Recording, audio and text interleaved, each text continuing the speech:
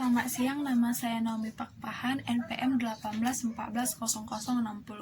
Di sini saya akan menceritakan tentang adat kematian masyarakat Batak Toba di daerah kami.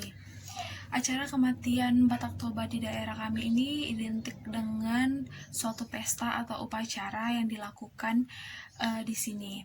Ini menjadi suatu keunikan ataupun ciri khas yang dimiliki masyarakat Batak Toba dibandingkan dengan suku-suku lainnya yang ada di Indonesia. Selanjutnya itu masyarakat Batak Toba ini saat meninggal itu diklasifikasikan menjadi beberapa bagian. Yang pertama itu ketika dia meninggal di saat kandungan, ketika dia meninggal saat masih bayi, ketika dia meninggal saat masih anak-anak, ketika dia meninggal saat remaja, ketika dia meninggal saat dewasa tetapi belum menikah. Nah, biasanya itu ketika dia meninggal di dalam kandungan, dia itu tidak mendapatkan adat atau langsung dikuburkan saja tanpa peti mati.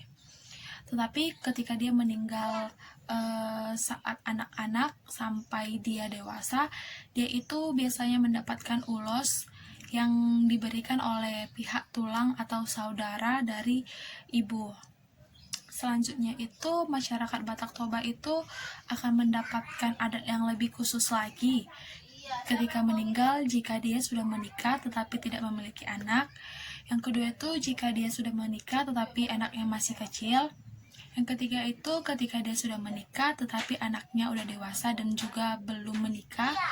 Yang keempat itu ketika dia meninggal saat dia sudah memiliki cucu atau biasa itu disebut dengan saur matua. Pada masyarakat Batak Toba, mereka itu melakukan acara-acara itu seperti melakukan acara pernikahan, di mana mereka akan menyajikan atau menampilkan permainan alat musik khas Batak Toba seperti organ maupun gondang. Selanjutnya mereka akan menyembelih hewan-hewan seperti kerbau dan sapi. Dan juga mereka akan menyajikan minuman-minuman tradisional seperti tuak. Nah, biasanya gondang itu digunakan ketika mereka mengadakan upacara adat itu ketika berada di desa ataupun di perkampung-kampungan. Tapi jika di perantauan, mereka itu biasanya menggantikan gondang dengan organ dan lebih modern lagi. Selanjutnya itu mereka akan menyembelih sapi ataupun kerbau sebagai bentuk kalau anaknya yang meninggal ini sudah memiliki kehidupan yang sukses atau bisa disebut sebagai orang yang berada.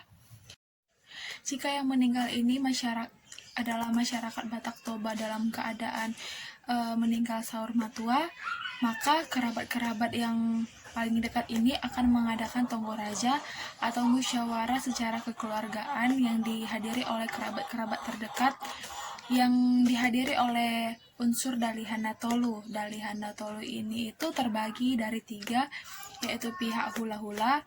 Pihak hula-hula ini kerabat atau kawan semarga dari istri atau pihak perempuan yang biasa itu disebut dengan tulang. Yang kedua itu ada kerabat dongan tubuh. Dongan tubuh ini adalah yang semarga dengan pihak laki-laki. Dan yang ketiga adalah pihak parboru. Ini adalah yang semarga dengan laki-laki, tetapi dia tuh berjenis kelamin perempuan. Contohnya itu seperti bau. Dalam pertemuan ini mereka akan membahas tentang bagaimana acara yang akan dilangsungkan, berapa biaya yang akan dikeluarkan, di mana pemakaman akan dibuat, serta alat-alat atau persiapan untuk mengadakan acara tersebut. Pihak tetangga maupun kata lainnya itu adalah pihak dongan sahuta juga akan turut menghadiri rapat tersebut yang berguna sebagai pendengar untuk bagaimana perancangan pemakaman tersebut diadakan. Dan biasanya mereka itu juga turut ikut membantu-bantu dalam hal mempersiapkan makanan, dalam hal mencari tempat penyewaan alat musik dan juga pemain musiknya, dan juga mereka akan mempersiapkan peralatan-peralatan masaknya. Jadi sekian hal-hal yang akan dipersiapkan masyarakat Batak Toba dalam mengadakan acara atau upacara kematian Batak Toba yang biasanya dilakukan di daerah kami ataupun di daerah-daerah lain di Sumatera Utara. Jadi sekian dari saya ucapkan terima kasih, selamat siang.